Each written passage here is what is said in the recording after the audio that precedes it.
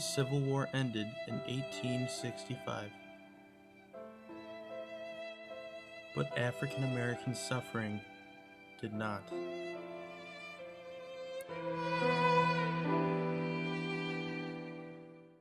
Scars to last a lifetime, and memories to last even longer. African Americans continue to be mistreated, forced to work, and forced to run.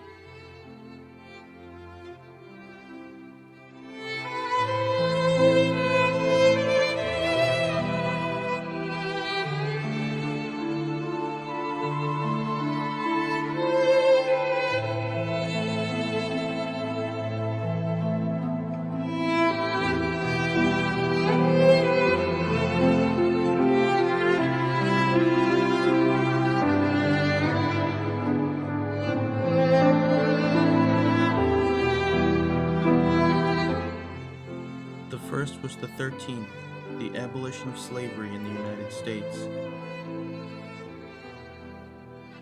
The second was the 14th, which provided equal citizenship for African Americans.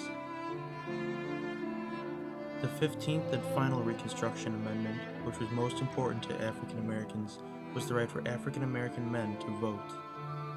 It was passed by Congress on February 26, 1869.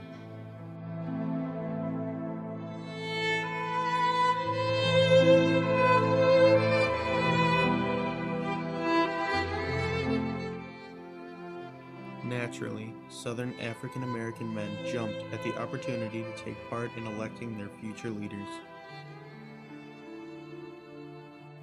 But that would not be the end of it. Southern states came up with new ways to legally prevent African American men from voting. A certain amount of money that one had to pay in order to vote. Mandatory tests given to voters.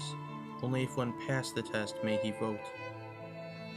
Laws of Congress that continued to segregate African Americans in public places under the slogan, "Separate but Equal." Legislation that exempted voters from all other restrictions if their grandfathers had voted. This method was used as another way to restrict African Americans while allowing poor, illiterate whites to vote as well.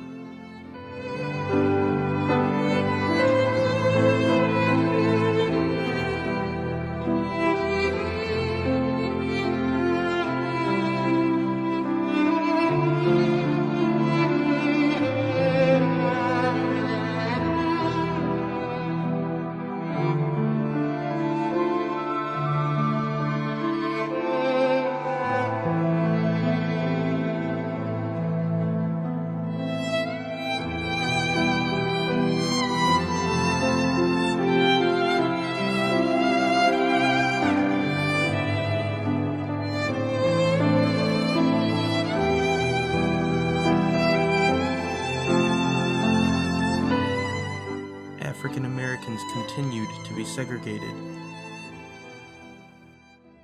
but they continued to fight back. Not until a century later did equality finally arrive with the passing of the Voting Rights Act of 1965.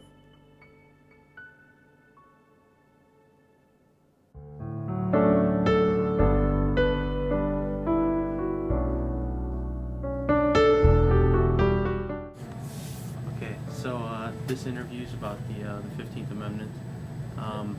Just basically my own question is, what kind of impact did the 15th Amendment have on American society back in the 1860s?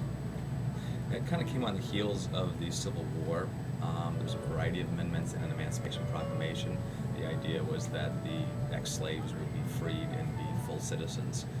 There were a variety of measures that would kind of follow that path.